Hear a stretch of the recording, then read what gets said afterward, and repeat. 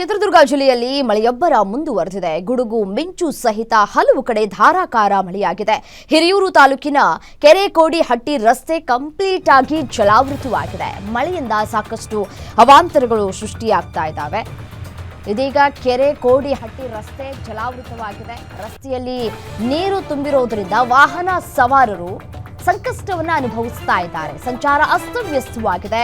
ಹೊಳಲ್ಕೆರೆಯ ಕಾಳಗಗೆರೆ ಗ್ರಾಮಕ್ಕೆ ಮಳೆಯ ನೀರು ನುಗ್ಗಿದೆ. ಇಡೀ ಗ್ರಾಮ ಇದೀಗ ಮಳೆಯ ನೀರಿನಿಂದಾಗಿ ತುಂಬಿಕೊಂಡಿದೆ.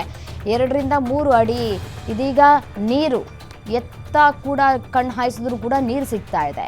ಧಾರಾಕಾರ ಮಳೆಯಾಗಿದೆ. ನಿನ್ನೆ ರಾತ್ರಿ ಕೂಡ ಅತಿ ಹೆಚ್ಚು ಮಳೆಯಾಗಿದೆ. ಈ ಹಿಂದೆ ಕೂಡ ಹವಾಮಾನ ಇಲಾಖೆ ಮುನ್ಸೂಚನೆಯನ್ನು ಕೊಟ್ಟಿತ್ತು, ಮುಂದಿನ 1 ವಾರಗಳ ಕಾಲ ಮಳೆಯಾಗುವ ಸಾಧ್ಯತೆ ಇದೆ ಅಂತ ಹೇಳಿ. ಅದರಂತೆಯೇ ಮಳೆ ನೆನೆಯೂ ಕೂಡ ಆಗಿದೆ. ಈ ಹಿನ್ನೆಲೆಯಲ್ಲಿ ಇದೀಗ ಪ್ರವಾಹದ ವಾತಾವರಣ ಸೃಷ್ಟಿಯಾಗ್ತಾ ಇದೆ. ಚಿತ್ರದುರ್ಗ ಜಿಲ್ಲೆಯಲ್ಲಿ ಮಳೆ ಅಬ್ಬರದಿಂದಾಗಿ ಸಾಕಷ್ಟು ಅವಾಂತರಗಳು ಸೃಷ್ಟಿಯಾಗಿದೆ. ಕೆರೆಕೋಡಿಹಟ್ಟಿ ರಸ್ತೆ ಏನಿದೆಯಲ್ಲ ಅದು ಕಂಪ್ಲೀಟ್ ಆಗಿ ಜಲಾವೃತವಾಗಿದೆ. ರಸ್ತೆಯಲ್ಲಿ ನೀರು ತುಂಬಿರೋದ್ರಿಂದ ವಾಹನ ಸಂಚಾರ ಅಸ್ತವ್ಯಸ್ತವಾಗಿದೆ. ಸರಿಯಾಗಿ ಎಲ್ಲೂ ಕೂಡ ಓಡಾಡೋದಕ್ಕೆ ಸಾಧ್ಯ ಆಗ್ತಾ ಇಲ್ಲ.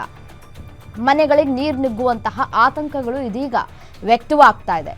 ಗ್ರಾಮಕ್ಕೆ ನೀರು ನುಗ್ಗಿದೆ. ಇದೀಗ ಗ್ರಾಮಕ್ಕೆ ನೀರು ನುಗ್ಗಿರುವಂತಹ ಹಿನ್ನೆಲೆಯಲ್ಲಿ ಮನೆಗೂ ನೀರು ನುಗ್ಗುತ್ತೆ, ಪ್ರವಾಹ ಸೃಷ್ಟಿಯಾಗುತ್ತೆ ಅನ್ನುವಂತಹ ಆತಂಕ ಹೆಚ್ಚಾಗ್ತಾ ಇದೆ. ನೋಡಿ, ದೃಶ್ಯದಲ್ಲಿ ಗಮನಿಸ್ತಾ ಇದ್ದೀರಿ ರಸ್ತೆ ಯಾವ ರೀತಿಯಾಗಿ ಕಂಪ್ಲೀಟ್ ಆಗಿ ಈ ನೀರಿನಿಂದ ತುಂಬಿದೆ ಅನ್ನೋದನ್ನು ಗಮನಿಸ್ತಾ ಇದ್ದೀರಿ. ಈ ಕಡೆಯಿಂದ ಆ ಕಡೆ ಹೋಗೋದಕ್ಕೆ ಈ ರಸ್ತೆ ಏನಿದೆ ಆ ರಸ್ತೆಯಲ್ಲಿ ಓಡಾಡೋದಕ್ಕೆ ಸಾಧ್ಯ ಆಗ್ತಾ ಇಲ್ಲ. ಅಷ್ಟರ ಮಟ್ಟಿಗೆ ನೀರು ತುಂಬಿದೆ. ಆದರೂ ಕೂಡ ಕೆಲವೊಂದು ವಾಹನಗಳು ಅದೇ ನೀರಿನಲ್ಲಿ ಓಡಾಟ ಮಾಡುವಂತಹ ಪರಿಸ್ಥಿತಿ ನಿರ್ಮಾಣ ಆಗಿದೆ. ಸ್ವಲ್ಪ ಹೆಚ್ಚು ಕಮ್ಮಿ ಆದರೂ ಕೂಡ ನೀರಿನಲ್ಲಿ ಕೊಚ್ಕೊಂಡು ಹೋಗುವಂತಹ ಸಾಧ್ಯತೆಗಳು ಕೂಡ ಹೆಚ್ಚಾಗಿದೆ. ಚಿತ್ರದುರ್ಗದ ಹಿರಿಯೂರಿನಲ್ಲಿ ಆಗಿರುವಂತಹ ಸನ್ನಿವೇಶಗಳನ್ನು ಗಮನಿಸ್ತಾ ಇದ್ದೀರಿ ಗ್ಯಾರಂಟಿ ನ್ಯೂಸ್ನ ಸ್ಕ್ರೀನ್ ಮೇಲೆ.